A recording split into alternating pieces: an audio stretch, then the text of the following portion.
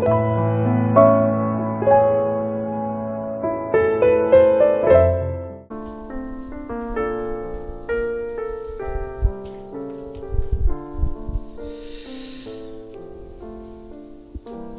우리 골로새서 1장 우리 24절에서 29절까지 말씀을 제가 봉독해 드립니다. 나는 이제 너희를 위하여 받는 괴로움을 기뻐하고 그리스도의 남은 고난을 그의 몸된 교회를 위하여 내 육체에 채우노라. 내가 교회 일꾼이 된 것은 하나님이 너희를 위하여 내게 주신 직분을 따라 하나님의 말씀을 이루려 함이라. 이 비밀은 만세와 만대로부터 감춰졌던 것인데 이제는 그의 성도들에게 나타났고 하나님이 그들로 하여금 이 비밀의 영광이 이방인 가운데 얼마나 풍성한지를 알게 하려 하심이라. 이 비밀은 너희 안에 계신 그리스도이시니 곧 영광의 소망이니라. 우리가 그를 전파하여 각 사람을 권하고 모든 지혜로 각 사람을 가르치면 각 사람을 그리스도 안에서 완전한 자로 세우려 함이니 이를 위하여 나도 내 속에서 능력으로 역사하시는 이의 역사를 따라 힘을 다하여 수고하노라. 아멘. 올해 우리가 정복의 현장이라는 언약을 가지고 계속 인도받고 있습니다. 여기에 오늘은 나의 헌신에 대한 얘기를 조금 말씀을 나누려고 합니다. 서론에 우리가 조금 같이 고민을 하고 생각을 해야 될 게 하나 있습니다.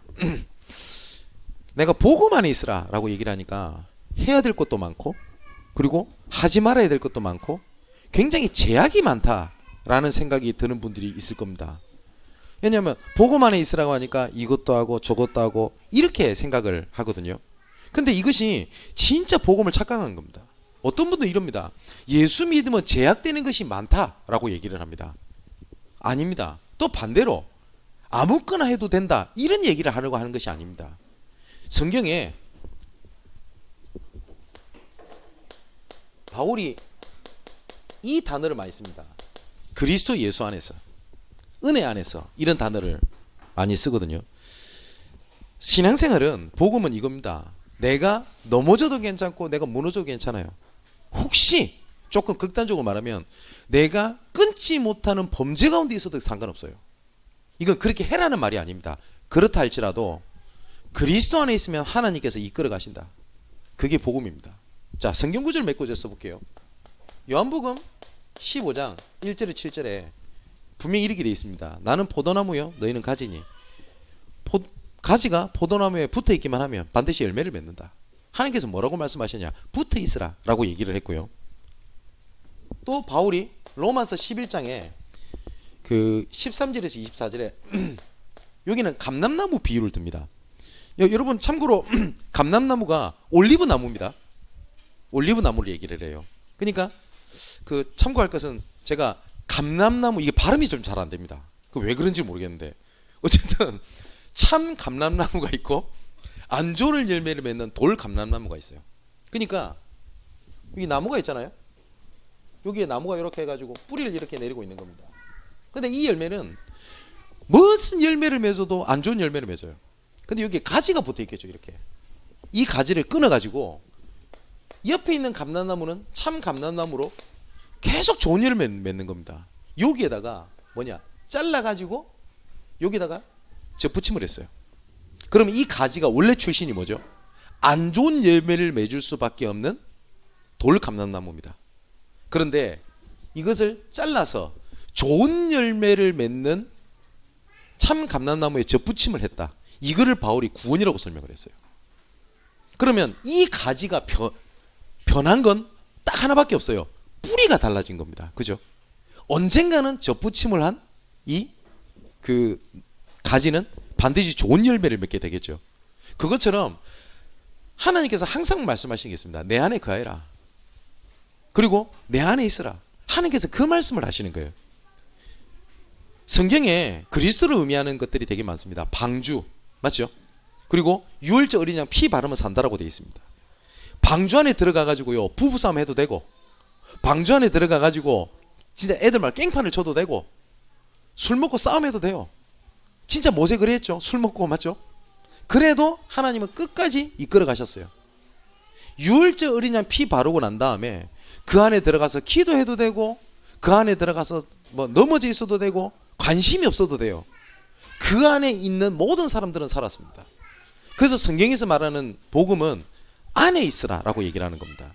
그래서 제가 계속 말씀드리는 게 하나님의 언약의 흐름 속에 있고 하나님께서 원하시는 자리에 있는 겁니다. 그러면 하나님께서 어느 날 이렇게 옮겨 놓습니다. 아니, 이미 옮겨가고 계시는 과정일 뿐입니다. 자, 그러면 이렇게 생각을 하는 사람 많습니다. 예수 믿는 사람들은 이거 하지 말아야 되고 저거 하지 말아야 되고 이렇게 신앙생활을 하고 있는 사람들 굉장히 많이 봤어요. 그러면 예수 믿는 사람은 돈 벌지 마라 말입니까? 아니거든요. 그럼 예수 믿는 사람은 조금 억울한 일 당해도 꾹꾹 참고 싸우지 말아야 됩니까? 아닙니다. 예수 믿는 사람은 화내면 안 됩니까? 아니에요. 그럼 예수 믿는 사람은 마음대로 살라는 말이 아닙니다. 우리도 그렇게 살 수도 있어요. 그죠? 예수 믿는 것은 하지 마라 해라가 아니라 복음 안에 있는 겁니다. 많은 사람들이 이렇게 생각을 해요. 그 여러 가지 뭐 이렇게 해야 된다 저렇게 해야 된다라고 얘기를 하는데 그렇게 한다고 행복이 찾아올 것 같다? 그 예수 믿을 이유 없잖아요. 내가 열심히 하면 되는데. 그죠? 혹시 여러분 이해될지 모르겠는데요. 불신자들이 쓰는 용어입니다만은 운명이라는 게 있어요. 많은 사람이 이렇게 얘기를 합니다. 운명은 정해져 있지 않다. 운명은 스스로 개척하는 거다. 멋진 말이라고 생각합니다. 근데 단 한 명도 내가 운명을 내가 스스로 바꿨다라고 말한 사람 단 한 명도 못 봤습니다. 이 운명이 가지고 태어나는데 여기에 따라 불신자 말입니다만은 태어난 연월 일시 여기에 따라 결정이 돼요. 이걸 보고 사주 팔자라고 얘기를 하거든요. 여기에 내가 무너질 수밖에 없는 운명에 사로잡혀 있다. 그럼 뭘 해도 무너집니다. 왜냐? 뿌리가 그렇기 때문에. 그래서 예수님께서 이렇게 말씀하셨습니다. 사망에서 생명으로 옮겼느니라. 그럼 무슨 말이냐? 이거하고는 우리하고는 아무 상관이 없다는 말입니다. 그걸 보고 구원이라고 얘기를 해요. 오늘은 헌신에 대한 얘기를 좀 할 건데 헌신 얘기하면 순간 멈칫할 겁니다. 왜냐? 뭘 해야 될 것 같거든요. 그래서 예전에 류 목사님께서 생명적 헌신 이렇게 표현하신 적이 있어요.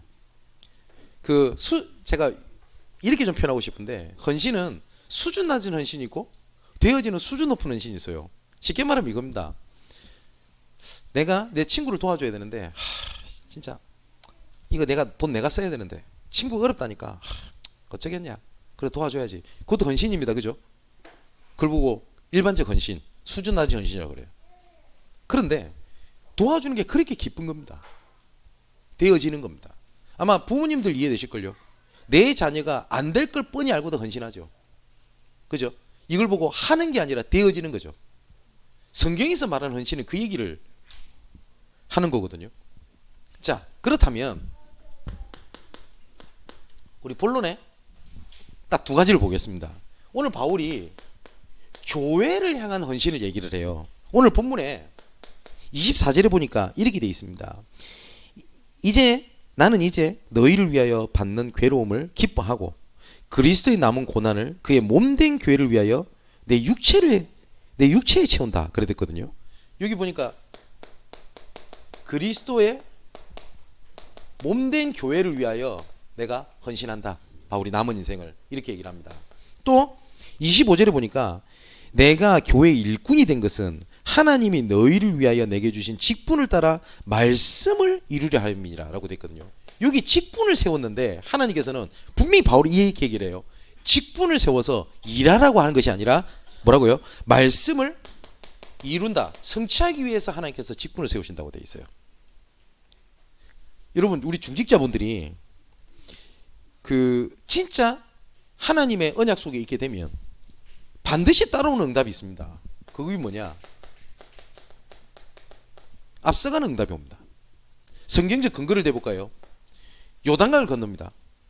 언약궤를 맨 대제사장이 맨 앞에 서고 2000규빗쯤 떨어져서 이제 중직자가 이제는 따라가게 됩니다. 그러면 그 제사장이 발을 내딛는 그 순간 요단강이 쫙 갈라지거든요. 그러면 중간쯤 걸어가잖아요. 그러면 제사장과 유사는 딱 기다리고 있습니다. 그러면 어떻게 돼요? 나머지 모든 이스라엘 백성들이 건너는 걸 다 봐요. 그리고 다 건너가면 이제는 제사장과 유사가 딱 건너가게 됩니다. 모든 처음부터 끝까지를 다 보는 사람이 누구냐? 직분자고 중직자입니다. 이걸 모르면 먼저 해야 될 것 같고 내가 뭘 해야 될 것 같잖아요. 근데 그렇지가 않다고요. 재정부가 하나님의 계획을 진짜 잡으면 하나님께서 우리 교회의 재정 전체를 어떻게 응답하시는 것을 가장 앞서서 볼 수 있는 사람이 재정부인데요. 이걸 모르면 가장 시험 들 수 있는 부서가 재정부예요. 렘넌트 부서도 마찬가지입니다. 렘넌트 부서가 하나님의 계획을 알면 렘넌트 운동을 하나님이 세워가시는 응답을 제일 처음부터 끝까지 볼 수 있는 직분인데 그러지 못하면 일이고 그것 때문에 내가 무너져야 돼요. 이해되시죠? 직분을 하나님께서 뭐라고 말씀하셨냐면 성취시키는 직분이라고 말씀하셨습니다. 그래 놓고 26절 28절에 보니까 이 비밀은 비밀이라고 돼 있어요. 이게 비밀이래요. 만세와 만대로부터 감춰져 있던 것인데 이제는 그의 성도들에게 나타났고 하나님이 그들로 하여금 이 비밀의 영광이 이방인들 가운데 얼마나 풍성한지를 알게 하려 하심이라. 이 비밀은 너희 안에 계신 그리스도이시니 곧 영광의 소망이니라 라고 되어 있습니다. 이걸 보고 비밀이라고 되어 있습니다. 이렇게 얘기를 하죠. 중직자는 축복을 받아야 된다가 아니라 중직자는 축복의 자리에 이미 있습니다. 그러면 중직자들이 그 방향을 알면 중직자만큼 감사하고 좋은 게 없어요. 그죠? 저는 목사입니다. 제가 목사이기 때문에 여기 계신 분들과 제가 특별한 건 없어요. 저도 똑같이 갈등하고 어쩔 땐 낙심하고 어쩔 땐 뚜껑 열리고 이럽니다. 그죠? 그리고 뭐 예수 믿지 않는 사람보다 어쩌면 제가 더 못난 것이 더 많을 수도 있습니다. 제 차에 블랙박스가 있는데 블랙박스를 종종 자주 지웁니다. 왜냐? 얘기 안 하겠습니다. 아시겠죠? 그런데 제가 감사한 게 뭔지 압니까? 제가 교회 전체를 보고 있잖아요. 그러면 여기 계신 어느 누구보다 교회 전체 하나님께서 어떻게 이끌어가고 응답하시는지는 저는 압니다. 그걸 알고 그 다음에 하나님 말씀을 찾아내는 겁니다. 그죠? 저와 같이 이 일을 담당하시는 분들이 누구냐? 장로님입니다. 그러면 이 응답을 같이 가는 장로님의 응답을 받게 되면 그것만큼 감사한 게 어디 있습니까? 그죠? 이걸 보고 비밀이라고 바울이 얘기를 했어요. 그래 놓고 4절에 28절 29절에 보니까 그리스도 안에서 하나님께서 완전한 자로 세우시게 한 계획이 있다. 그래서 바울이 이 일을 위해서 내가 교회 헌신을 하는데 내 남은 인생을 그리스도의 고난을 교회 채우는 걸로 내가 하겠다. 이렇게 결단을 한 겁니다. 하나님께서 바울에게 그 시대를 하나님께서 맡겨버리겠습니다. 근데 순간 되는 게 없어 보이거든요.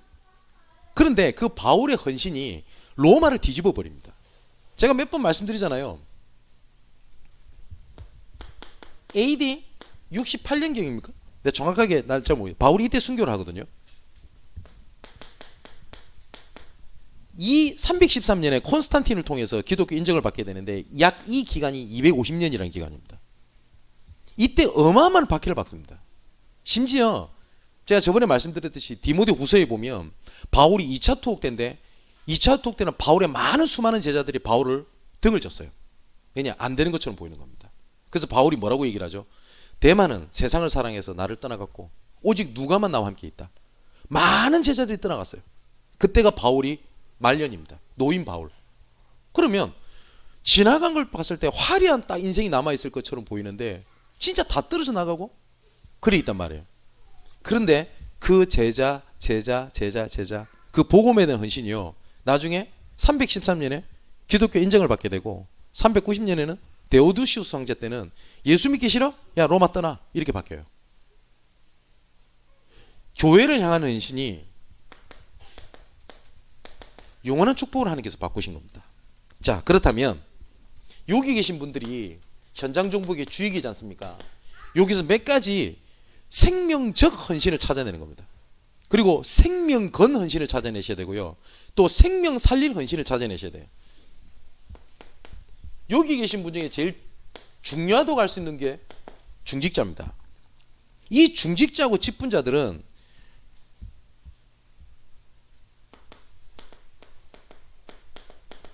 영적인 흐름의 주역이라고 생각을 하시면 됩니다. 여러분, 교회를 처음에 딱 왔을 때, 그죠? 아, 이 교회가 뭐 건물이 어떻구나, 목사님이 저렇게 생겼구나, 아, 이 교회는 어떤 일을 하구나 라는 것도 중요한데요, 교회를 딱 왔을 때 느껴지는 뭐가 있습니다. 그걸 보고 영적 흐름이고 영적 분위기라고 얘기를 하죠. 뭐하고 같냐면, 여러분 다른 사람 집에 방문할 때 보면 그 집의 독특한 분위기를 느끼는 게 있잖아요.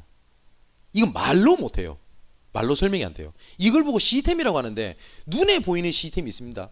뭐 우리 양문교회는 다락방을 어떻게 하고 있고, 지교회는 어떻게 하고 있고, 뭐 부교육자는 누구고, 이건 눈에 보이는 시스템입니다. 근데 어쩌면 눈에 보이지 않는 시스템이 훨씬 더 중요합니다. 이 역할의 주역을 누가 담당을 하는 거냐? 중직자입니다.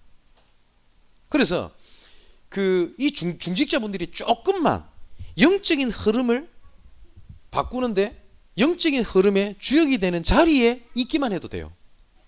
제가 지교회를 이렇게 다니다 보면 어떤 지교회는 청년 중심으로 모이는 지교회가 있고요, 어떤 지교회를 가면 중직자가 계시는 지교회가 있어요. 근데 그 중직자 장로님들이 뭘 하는 것도 없어요. 뭐 죄송합니다만은. 그런데 그럼 그분이 틀렸다 말하는 게 아니라, 그 중직자분이 그 자리에 있는 것만 해도 영적인 분위기가 완전히 다릅니다. 근데 희한하게 그게 뭐 지속이 돼요. 중직자가 뭘 하는 거냐? 구심점을 역할을 하는 겁니다. 그래서 우리 중직자분들이 조금 뭘 도와주셔야 되냐면, 우리 교회는 다른 교회에 비해서는 자부심 가질 수 있는 게, 어느 누가 와도 품을 수 있는 분위기는, 영적인 흐름에 대한 부분들은 하나님 은혜로 되고 있습니다. 그래서 어느 누구랑도 다가가서 이 사람 살릴 수 있는 조금 그릇을 준비하는 겁니다. 내가 조금 내 상태에 따라서 내가 할 수 있고 못 할 수 있어요. 이거는 감추라는 말이 아니에요. 내 상황과 상관없이 그래도 내 연약함이, 내 갈등이, 내 부족함이, 그리고 내 어려움이 이 사람을 살릴 수 있고 이 사람을 이해할 수 있는 일이라면, 내가 거기에 오늘 바울이 고백했던 것처럼 그의 몸된 교회를 위해 내 육체 채우는 겁니다.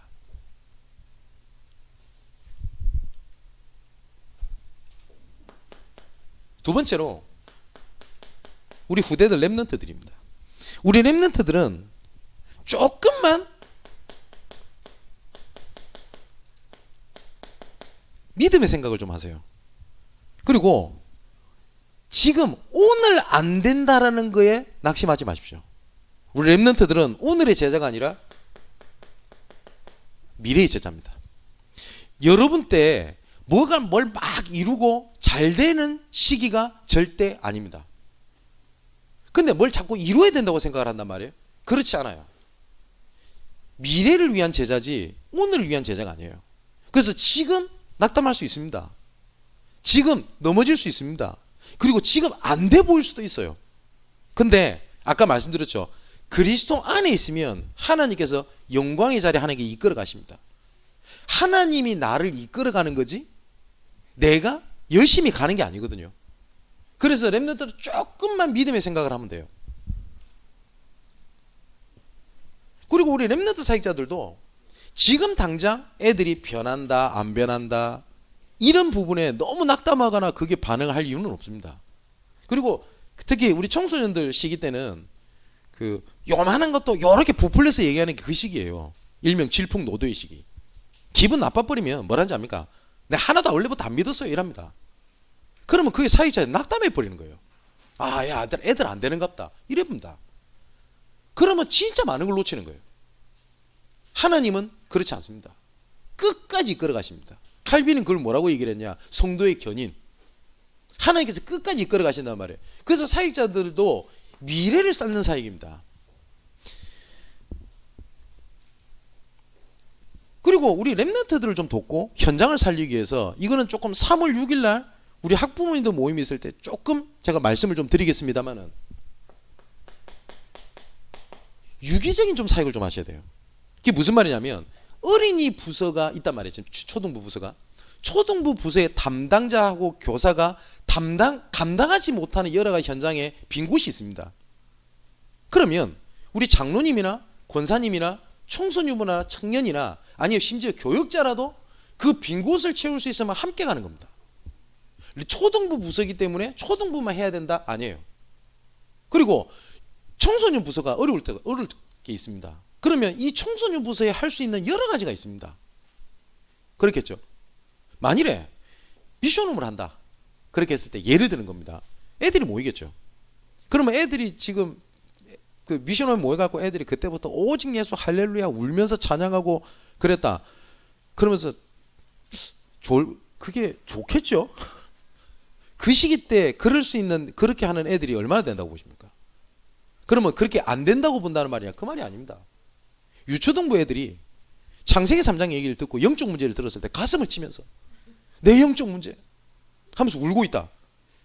그 보고만 한 거 아닙니다. 그 진짜 그 집중 기도해 주셔야 돼요. 그거 미션은 모인다? 애들 놀기 좋아할 겁니다. 근데 어쩌면 중직자들의 믿음의 고백 한마디가 얘를 살려낼 수 있어요. 그렇다면 우리 장로님들 예를 드는 겁니다. 미션을 한다. 그럼 애들 한번 만나주세요. 그래서 별말 안 해도 돼요. 그래서 격려해 주는 겁니다. 믿음의 말. 믿음의 말은 흑암을 무너뜨립니다. 아무리 부족하고 논리적이지 않아도 믿음의 말은 흑암을 무너뜨립니다. 불신앙의 말은 아무리 논리적이라도 사람을 죽입니다. 그런 유기적 사역을 할 수 있는 것들을 지금부터 조금 생각을 하셔야 돼요. 이 얘기는 3월 6일 날 제가 조금 더 말씀을 좀 드리겠습니다. 또 가정을 향한 헌신입니다. 제가 오전에 조금 말씀드렸는데 생각 의외로 가정 보고마가 가까운 데 있는 경우들 굉장히 많습니다. 단지 눈이 가려져 있어요. 상처에 여러 가지에. 제가 저번에 말씀 안 드렸나요?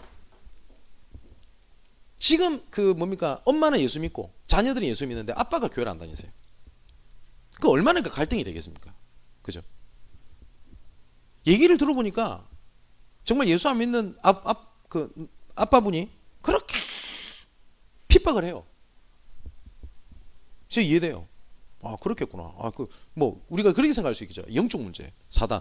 그런데 정말 9가지 포인트로 여러 가지를 보면 그분이 그럴 수밖에 없는 배경이 있거든요. 상처. 그거를 쓰다듬어 주고 손을 잡아줄 사람이 없었던 거예요. 그래서 내가 어떤 중직자분 불신자고 막 핍박한다고 얘기를 하는데 어쩌다가 그분을 만나게 됐어요. 만났더니 정말 생각지도 못하는 얘기를 저한테 하시대요. 목사님, 저는 교회를 안 나가고 싶은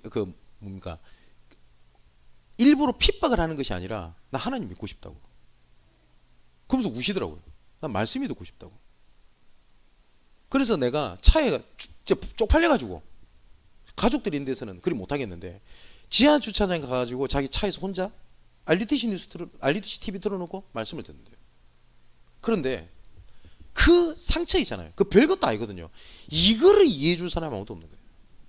보니까 주변에서는 그러니까 흑암에 빠져서 그렇다 이러면서 결받기도 하고 있지. 아빠랑 계속 싸워버려. 그래서 내가 자녀들을 불렀어요. 뭔 얘기를 했냐. 남자한테 뭐라 했냐면 아버지가 저녁에 늦게 술을 먹고 들어오실 때 한번 생각해봐라. 행복해서 술을 먹어야 되겠다. 이럴 때도 있겠죠. 분위기 좋으니까. 그게 많겠냐 힘들어서 오겠냐. 그러면 거기 가가지고 네가 흑암에 빠져서 그렇고 아빠가 대화 자체가 안 되는 거라고. 그래서 뭘 하는 거냐. 엄마가 못 알아들으니까 너 국 끓일 줄 아냐 그랬어요. 자, 끓일 줄 안 돼요. 야, 그럼 북엇국 끓여. 그게 네 기도야 그랬어요.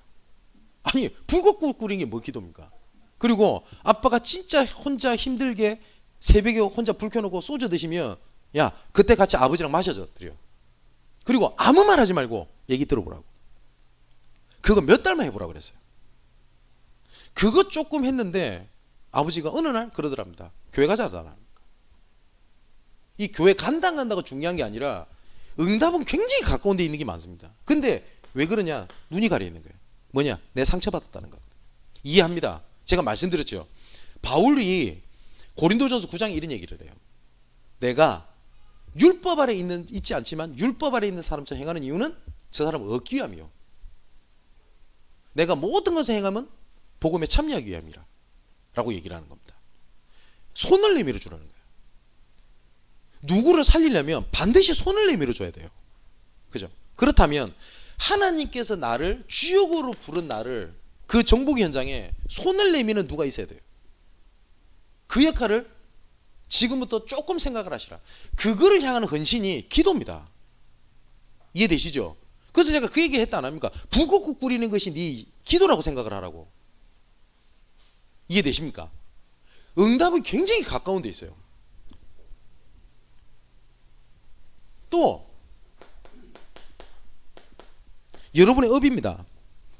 여러분이 갖고 있는 뭐 직업, 학업 이런 전문성이 반드시 하나님의 계획과 관련되어 있습니다. 내가 어쩌다 보니 이 일을 하는 것 같고 어쩌다 보니 내가 일이 진행되는 것처럼 보이잖아요. 절대 그렇지 않습니다. 빌립보서 2장 13절에 너희 안에 행하시는 하나님이시니 자기의 기쁘신 뜻을 위하여 너희에게 소원을 두고 행하게 하신다고 되어 있거든요. 반드시 하나님 계획과 관련되어 있습니다. 혹시 우리 청년들이나 내가 뭐 이런 전문성이 있는데 목사님 내가 뭐 다른 일을 하겠습니다 이렇게 얘기를 하면 아마 제가 그렇게 저랑 대화했던 청년들은 아마 들었을 겁니다. 반드시 이 관련되어 있는 계획이 있다고 그거 찾으라고 얘기를 하지 딴 거 하는 걸 제가 그렇게 얘기를 하진 않거든요. 반드시 계획이 있어요. 어쩌다가 내가 이 일을 하거나 내가 어쩌다가 이 기능이 있거나 어쩌다 내가 그 직장을 다니는 게 아니라니까요. 그러면 그동안 하나님께서 나를 절대 주권으로 이끌어왔던 그 과거가 하나님 계획과 전혀 상관이 없냐? 그렇지 않다고요. 그러면 이 업을 향한 계획을 찾기 위해서 내가 조금 헌신하는 겁니다. 그게 기도입니다. 그리고 다섯 번째, 지역을 살려야 될 거 아닙니까? 그러면 지역에서는 제일 중요한 헌신을 기도가 뭐냐? 나를 잡는 겁니다. 이건 무슨 말이냐면 우리가 경제의 11조를 드리죠. 그 11조를 드리는 게 10분의 1은 하나님 거고 나머지는 내 거. 이 말을 하는 게 아니죠. 10분의 1을 하나님 앞에 드리면서 내 모든 것이 하나님의 것입니다라는 믿음의 고백을 드리는 거 아닙니까? 시간에 대한 11조를 하나님 앞에 드리는 거예요. 그럼 어떻게 하는 거냐? 내가 가장 편안한 날 잡는 겁니다. 만약에 수요일이다. 수요일을 현장의 날로 잡아요. 전도 안 해도 돼요. 아니 못 해도 돼요. 단 나를 잡고 이 날이 내가 이 지역을 향해서 기도하는 날이다 라는 것만 생각하고 계셔보십시오. 근데 희한하죠. 그때 사람들이 붙는다는 사실을 알게 될 겁니다. 어느 날 야, 이 날 내가 현장에 나를 잡았는데 이때 응답이 집중되고 있다는 사실을 진짜 알게 될 겁니다. 이거는 진짜 해보면 압니다. 이상하게 그날 하나님이 붙입니다.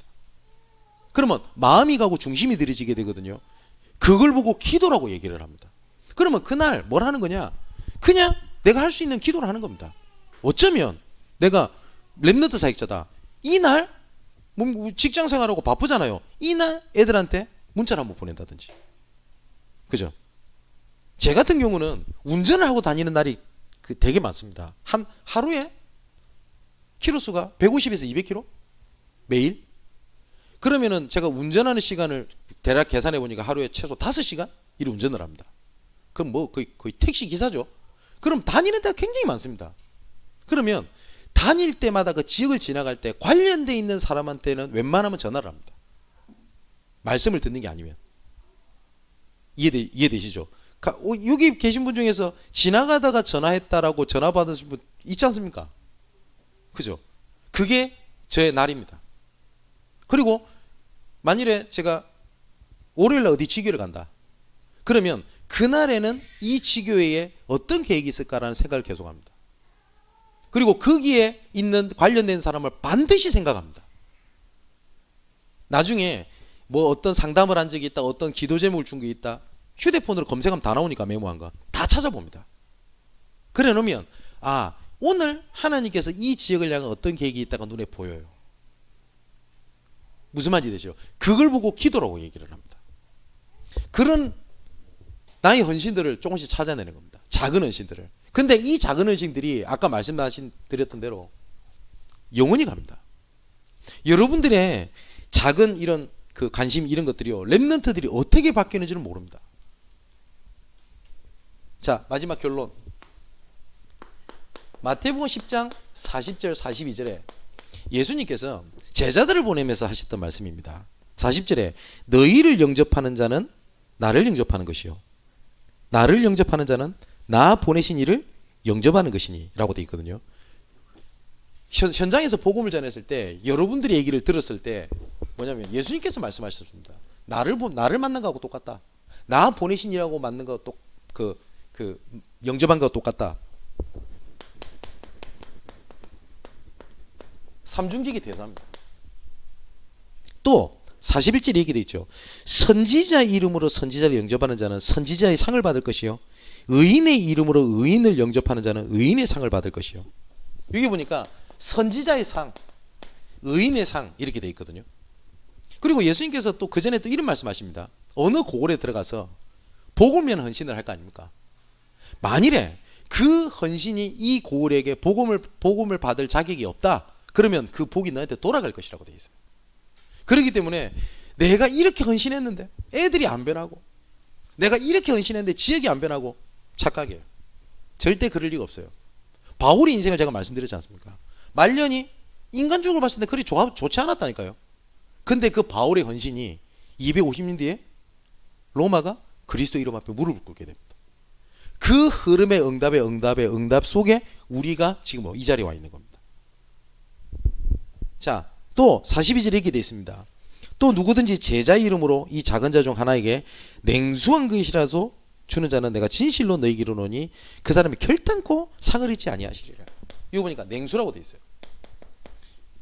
냉수라는 말은 우리가 봤을 때 하찮은 것 이렇게 생각이 들 수 있겠죠. 근데 이때 시대 배경은 물이 귀했던 지역입니다. 물이 귀했던. 그러니까 어쩌면 물이라고 하는 것이 어마어마하게 가치가 있다라기보다는 소중했던 그거였거든요.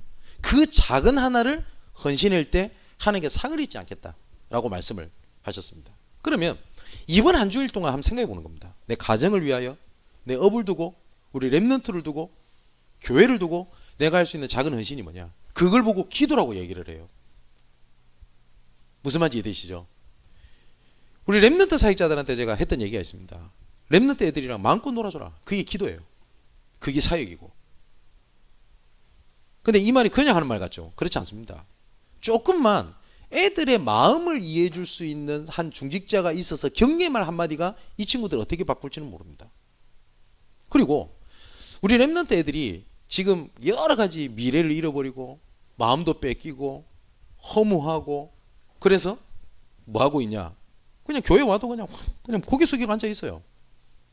가끔가다 제가 예배 드릴 때 보면 기웃거리고 이렇게 다니거든요. 그럼 애들이 어떻게 예배 드리고 있나? 그럼 애들 그럴 때 있어요. 그러면 사역자들이 못 듣는 것 같고 안 듣는 것 같고 안 되는 것 같고 이런 생각이 들 겁니다. 근데요, 하나님 은혜가 뭔지 압니까? 얘들이 그 자리에 앉아 있다는 자체가 은혜입니다. 그 말은 무슨 말인지 압니까? 하나님께서 렘넌트 책임지시겠다는 하나님의 약속입니다. 그렇기 때문에 염려하지 마십시오. 그리고 포기하지 마십시오. 그리고 소망 인내를 가지십시오. 그리고 진짜 애들을 어떻게 하든지 복음 안에 있게만 도와주면 어느 날 하나님께서 약한 자를 들어 강한 자를 부끄럽게 하시는 자리에 올려두게 되실 겁니다. 우리가 헌신하자니까 많은 걸 하자는 게 아닙니다. 내가 할 수 있는 작은 헌신입니다. 그리고 생명 살릴 헌신입니다. 영원한 응답을 나의 헌신을 통해 찾아내는 여러분 되시기를 주님의 이름으로 축원을 드립니다. 나의 하나님, 감사합니다. 생명 살리는 헌신이 되기 원합니다. 되어지는 생명적 헌신이 되기 원합니다. 하나님, 우리의 작은 헌신이 후대를 살리게 하시고 교회를 살리게 하시며 지역을 살리게 하시고 이 시간 가문을 살리게 하여 주시옵소서. 응답이 먼 곳에 있지 아니하고 가까운 데 있는데 상처와 여러 가지 낙심과 현실에 묶여서 이미 와 있는 응답을 보지 못하는 일이 없도록 이 시간 우리의 마음의 눈을 열어 부르심의 소망이 무엇인지를 알게 하여 주시옵소서. 문제가 아니라 그 뒤에 그리스도의 영광이 있다는 것을 보게 하여 주시옵소서. 빌립보서를 통해서 확인했듯이 바울의 감옥을 가고 어려움을 당한 것이 아니라 오히려 복음의 진보가 됐다고 했던 것처럼 하나님의 응답을 보는 눈을 이 시간 열어 주시옵소서. 하나님의 계획을 이루는 데에 여러 가지 어려움이 많을 겁니다. 하나님께서 새 힘을 주시고 이 하나님의 계획을 이루는데 걸림돌이 있거든 하나님께서 제거하실 줄 믿습니다. 이 일에 연약하거든 새 힘을 주실 줄 믿습니다. 이 일에 함께할 수 있는 제자와 동역자를 붙이실 줄 믿습니다. 어느 영혼이 복음의 흐름, 복음의 자리에 있게 하여 주옵소서. 살아계신 예수 그리스도 이름으로 기도하옵나이다. 아멘.